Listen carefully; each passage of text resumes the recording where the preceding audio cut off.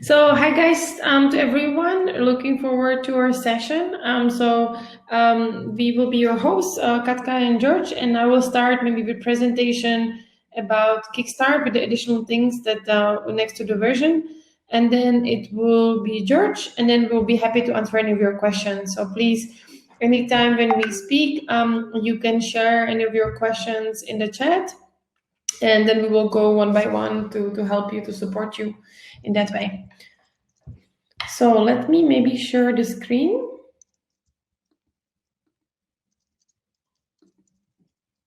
All right, can you see my screen?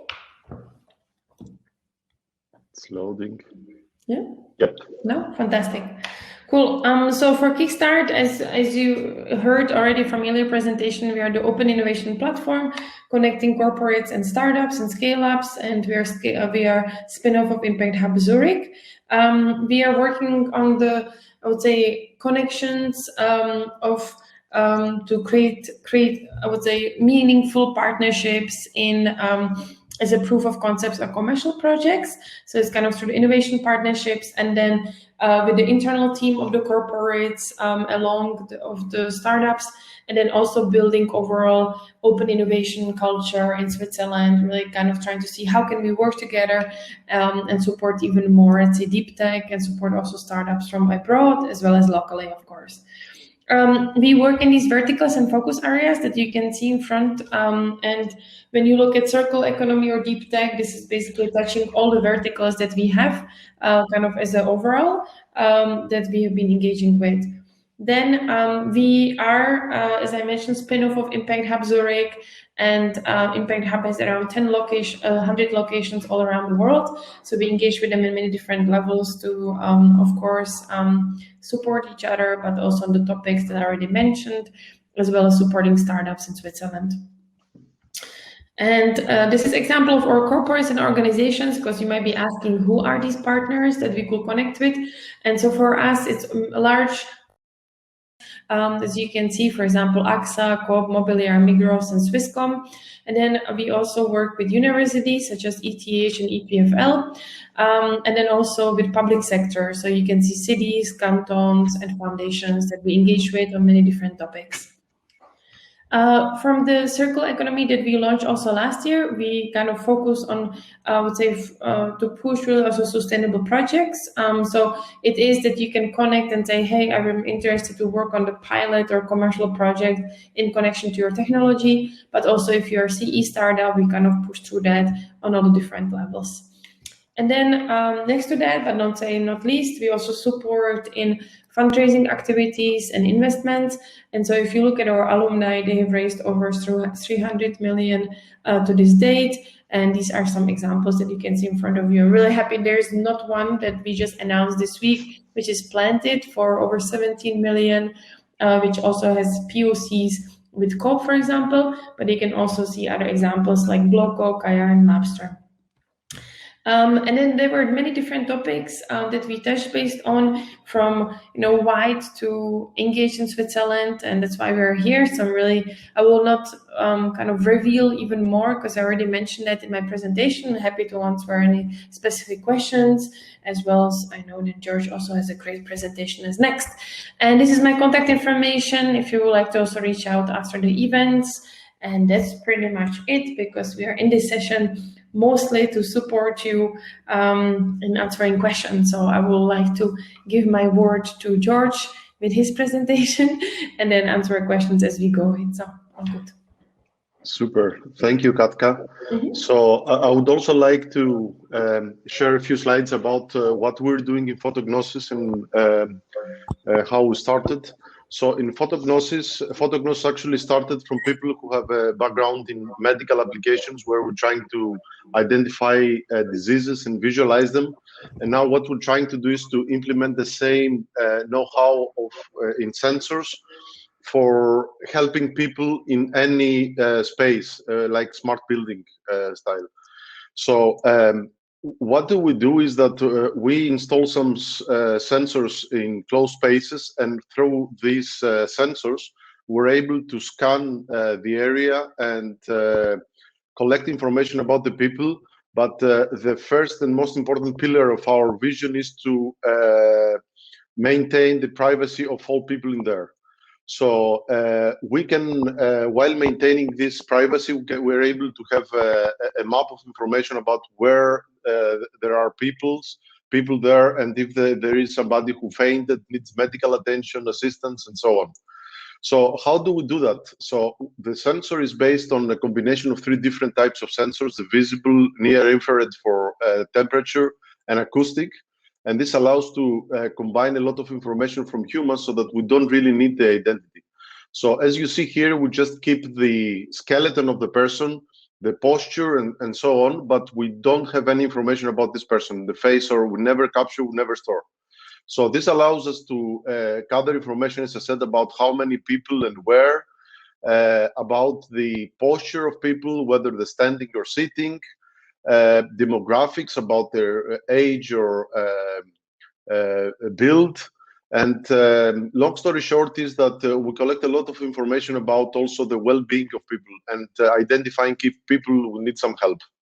As part of our, let's say, vision is to also look into health, not in order to spy on people, but to make the environment more safe. So helping people, or for example, screening for COVID symptoms. So here I'm showing some short videos on how this system can be used in vehicles to monitor the capacity of the vehicle or security. And in this case, second example, we identify if there is an accident or somebody fainted and might need help. So another more, let's say, today's need is the use for attending the capacity of buildings. Now with the COVID, there are some limitations. So this system not only will count the number of people within a room, but also will monitor the distance between people. And when it is violated, then it would autonomously send a message to the people that they need to keep the distance. And overall, our approach is that this system has to be totally autonomous to maintain the rules without any intervention. So the 3 pillars, as I said, I talked about the first one, which is to respect the privacy. The second is to be more as informative as possible. And the third one, to be autonomous, that it doesn't need supervision by a human. And of course, this can be a great tool for the times of pandemic, or when we want to control diseases like COVID. That was in short. If you need more information, feel free to visit our webpage, photognosis.com, or reach out to us. Thank you. Katka, back to you. Thank you so much, George. Can you hear me? Can you see? Yep. Perfect, cool. So maybe now for everyone, we can start answering some questions. So maybe to see, feel free to maybe include that in the chat if you have any questions. Otherwise, maybe we can also answer some of the questions that were there from earlier today, which might be interesting to you. So, George, how do you feel that it's kind of easy for startups to enter Switzerland, maybe specifically connected to your technology?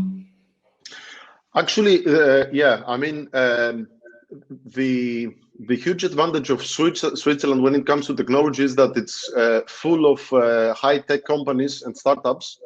And actually, the country is not that big, so it's really easy to come in contact with other companies in your field. And not only startups and high tech, but also companies like, for example, we got connected to a company that manages fleets, bus fleets, and is one of the biggest in the world. And also the atmosphere feels a little bit like in a small country. Everybody's, let's say, approachable, easy to talk. So this was a big thing for me. I mean, just as a side note, I don't live in Switzerland, so I chose actively, so I put effort. I need to travel every day from neighboring country, from Germany, to come to Switzerland, but I definitely see that it's worth the effort. And that's the reason that I recommend it for others to come to Switzerland. Fantastic, thank you. I think maybe there was really interesting question also about the data privacy earlier today. Could you maybe also answer that to say, what do you think is the problem, let's say, of the laws and the restrictions of the data that you can see in Switzerland next to other countries, maybe?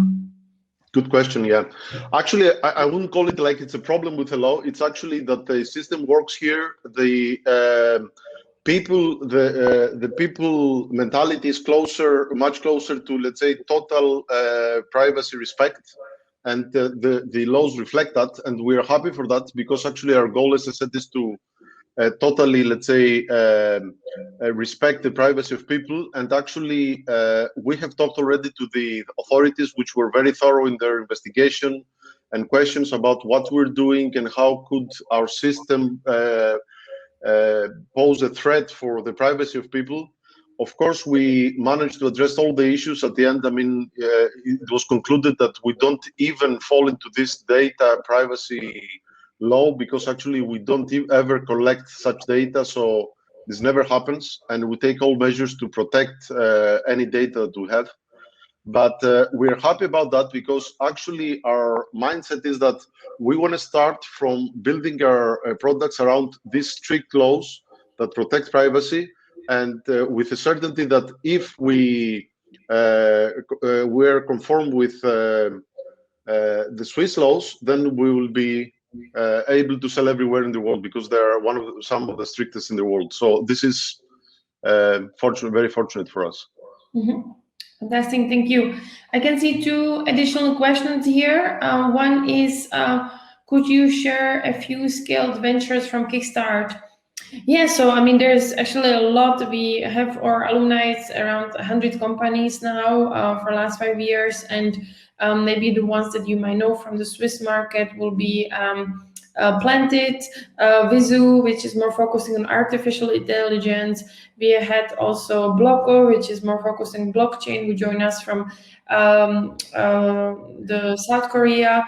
We had a lot of amazing US startups in InsurTech, as well as in Smart City. And then I would say, it depends also on the connection of the topic. So we had also great experience with Statis, who is focusing on cybersecurity, based in Germany and basically scaling in Switzerland.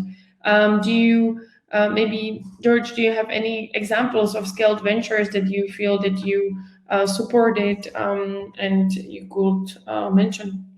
Not really right now, on top of my head, not really. Mm-hmm, cool. And then there is the next question. Will Kickstart work with North American companies to find collaboration opportunities with Swiss companies? Yes, definitely. We had a lot of startups coming from Northern American regions.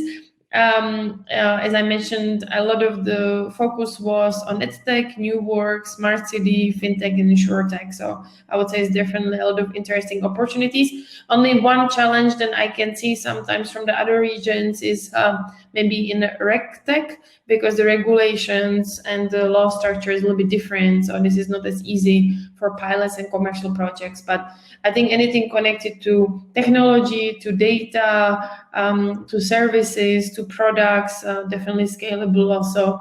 And it's good maybe entry also as a Switzerland, as a market entry to Europe. So there's definitely be a lot of our startups engaging on that way. Do you, George, maybe do you also engage with any of the North American companies? We'll have some interaction there, yes. And actually, what I feel is that, just again, coming to the topic Switzerland, why Switzerland? Yeah. My impression is that really all over the world, not just North America, when you're talking about Switzerland, this is some sort of a seal of quality. Like they know that it is about quality work and everything will work.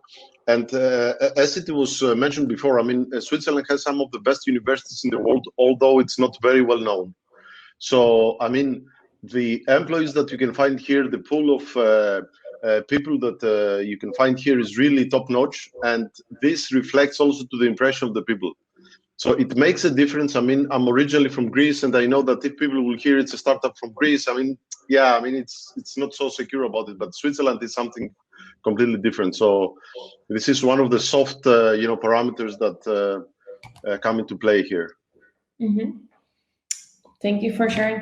I also got a lot of questions this morning, which maybe is good also to maybe tackle now. how are we influenced by COVID? George, are you guys how are you influenced? I'm sure you are, but in what stages to run your business, and how it has been for you, and what would you recommend maybe others in connections to Switzerland?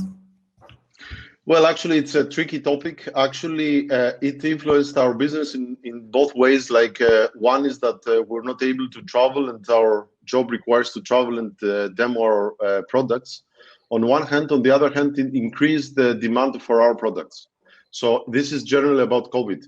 Now, coming to Switzerland, I think that Switzerland seems to keep a kind of balanced approach about the measures and the lockdown. So, I mean, it was less strict than Germany for a while, and we had a lot of debate within the company what would be the best way to handle it. I think that the current way of keeping the lockdown with the restrictions that they come along is the right way, because actually what we're looking forward is to get over with this thing and go back to normality. So definitely there are some restrictions now, but we think it's necessary. So, and we switched to almost total home office for all employees. Yeah, maybe on comment for us, what we have done is that we accelerated, I would say, our digitalization. So most of our content actually is fully online since last year. And one of the really interesting learnings for us during the COVID year was that we actually announced the highest number of outcomes as a partnership last year. So we definitely miss kind of the personal interaction, I would say, to help with the deals. But we can also see that actually proof of concept and commercial projects and innovation in general can keep going, even if we are limited just to online interaction. So for us, we have been keep going on Kickstart, and basically that will not be different for this year. So if you're interested, definitely one of the maybe interesting platforms next to many others, from SGE to many others in Switzerland to engage with this year. And maybe that can also be good for you, because we all know that we are missing conferences for networking and finding the right connection. So this can also maybe help. And there's another question. How can interested startups apply to Kickstart program? So you can go to our website at kickstartinnovation.com, and we are launching on April 15th, and we'll love to see your application. The application will be open from April 15th. I think it's until May, actually. I think I misspoke earlier today. So it's from April to May, and you can just follow through the process. Now you can also pre-register, actually. So feel free to do that. And maybe, George, what is the best way how to engage with your organization and with you after this session? I think the best is to go to the webpage, photognosis.com, and use this platform to send us a message, and we'll get back to them. Fantastic. So let's see if there are any additional questions. It looks like it's a very efficient session this afternoon. So maybe what we can do is, I'll just see, but maybe I can put here in the chat my contact information. So if anybody has specific questions, you can also follow up with me. Otherwise, again, going on the website. And then George already mentioned the website, so maybe if you can type it in. Thank you, you already did. And if there are no further questions, I think we can wrap up this session. So thank you so much to George to run this together with me remotely. We never met in person, so this is great to see also that can work. And looking forward to being in touch with everyone. All the best. Thank you, everyone. Have a good one.